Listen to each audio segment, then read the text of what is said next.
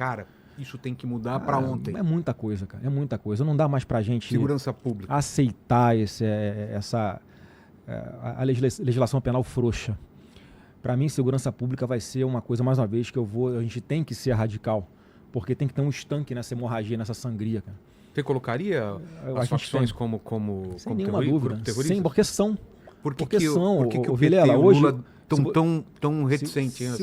Se você analisar, existem relatórios de inteligência que mostram que tem Hezbollah aqui dentro do Brasil, Hamas aqui dentro do Brasil. Atuando já? Atuando, lavando dinheiro na tríplice fronteira do Brasil, Paraguai e Argentina, ali em Foz do Iguaçu. Cara, isso é em muito Minas grave. Gerais tem empresas lavando dinheiro por Hezbollah, inclusive pessoas que são nas listas internacionais de terroristas, que têm o CPF deles em empresas aqui no Brasil.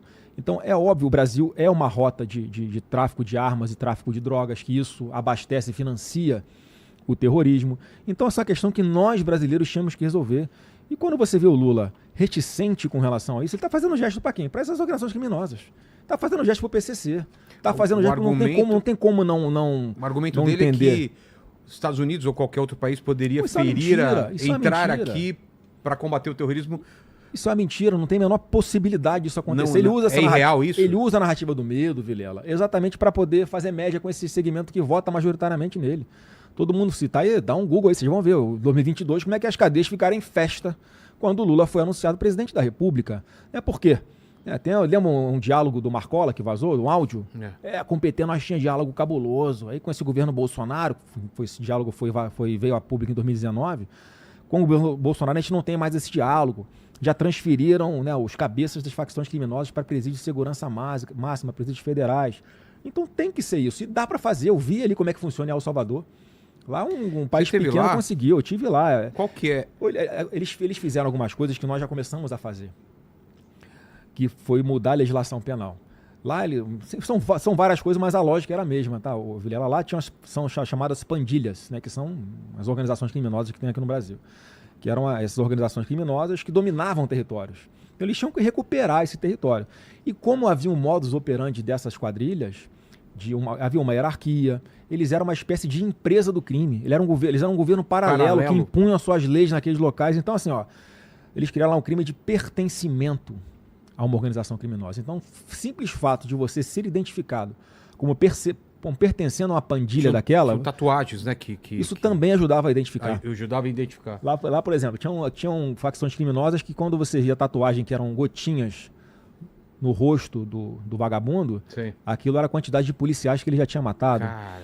Aí tinha alguns desenhos que identificavam, essa aqui é da pandilha A, essa aqui é da pandilha B.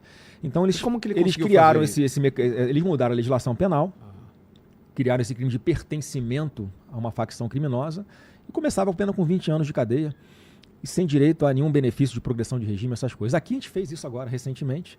Eu até ajudei a construir, junto com o Derrit, foi o relator desse projeto na Câmara dos Deputados. O Lula, por medo de vinculado a um defensor de bandidos e não defensor das vítimas, como nós somos, defendemos o cidadão de bem, ele acabou sancionando as partes principais e hoje, no Brasil, você pertencer a uma organização criminosa também começa uma pena de 20 anos de reclusão.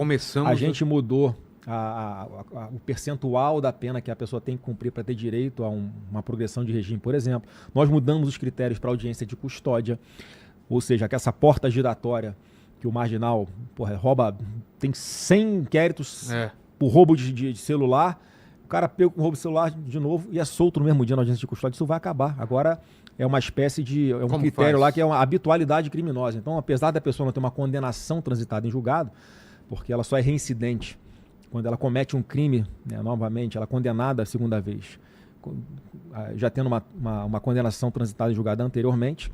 Agora não, se o cara é um criminoso habitual, o juiz já pode, ao invés de conceder a liberdade provisória para ele, manter ele preso. A gente criou o crime autônomo de porte de fuzil, que não tinha. O STJ, o Superior Tribunal de Justiça, no final de 2024, eles entenderam que o fuzil era um instrumento de trabalho do traficante de drogas. Porque numa situação em que um cara foi condenado por tráfico de drogas, portando um fuzil também, ao invés de eles considerarem isso um crime autônomo, ou seja, o cara vai responder pelo tráfico de drogas e pelo porte ilegal de fuzil, fuzil não é para fazer eles coisa consideraram boa, né? que esse aqui era um instrumento para garantir a atividade final dele Então, ao invés de ter uma pena maior, ele tinha um aumento da pena do crime de tráfico de drogas. Então, hoje não, o cara responde pelo tráfico de drogas, pelo porte ilegal de fuzil e por pertencer a uma organização criminosa. E o chefe de uma organização criminosa, só nesse tipo de crime, pode chegar a ter 80 anos de condenação. Então, assim, é para nunca mais sair.